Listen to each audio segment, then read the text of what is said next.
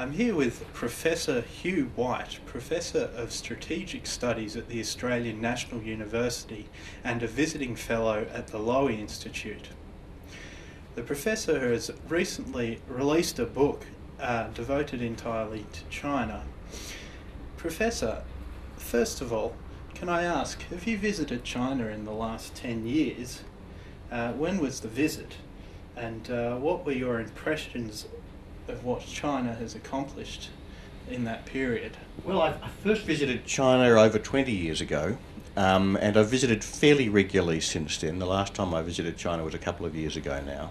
So I've had a chance to see, for at least the last 2 decades, the way in which China has evolved. My visits to China have been very strongly focused on Beijing. I visited as a government official and then as a scholar and academic, and my principal focus has always been on talking to other government officials and scholars and so on. So Beijing has been my principal focus.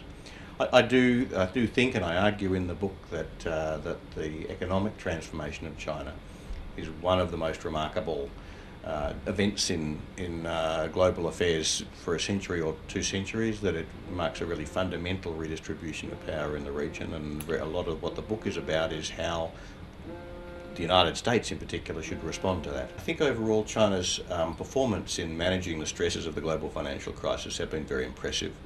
I'm not an economic expert myself, so I'm not in a position to make a sort of technical evaluation, but clearly China has managed to sustain significantly higher growth rates than most of the rest of the world throughout this period, and I think China's policy responses, particularly the big stimulus that was instituted at the beginning of the crisis, was very effective.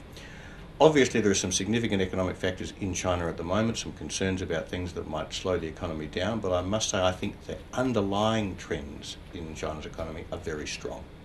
I think the prospects for China to continue to grow, perhaps not as rapidly as it has for the last 3 decades, but nonetheless to continue to grow strongly and to increase its relative position in the global economic rankings, and therefore to shift its relative strategic weight significantly, continue to be very good. And so I'm one of those who believes that we can expect China to continue to grow, to overtake the United States very soon in GDP, to continue to grow past that point.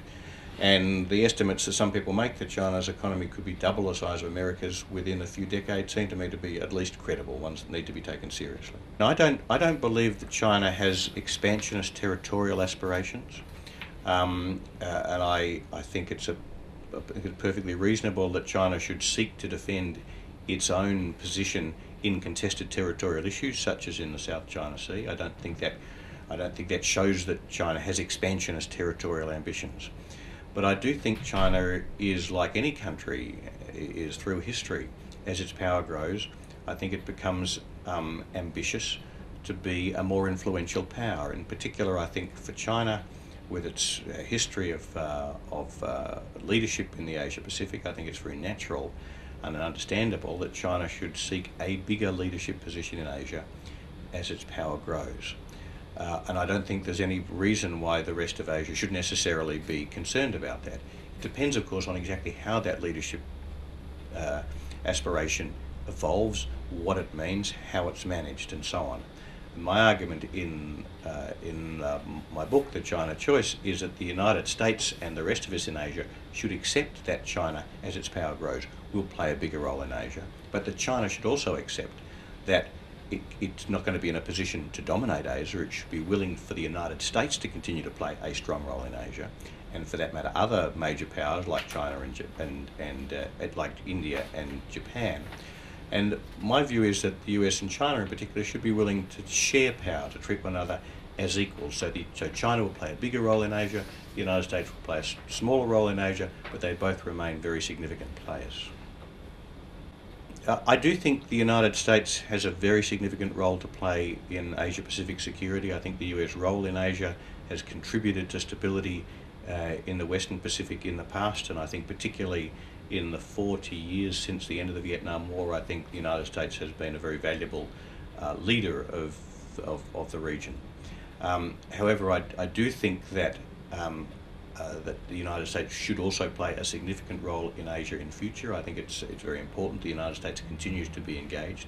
But I think if the United States tries to play the same role in Asia in future as it has in the past, a role of leadership, I think that would be very destabilising, because I don't think China's going to accept that. I think if the United States tries to impose on China US primacy in the Western Pacific, then I think China is likely to push back. I think China is going to be too ambitious to accept that, and I think that's what risks leading to the kind of escalating strategic rivalry that I talk about in my book, and that I think is potentially very destabilising for the whole region.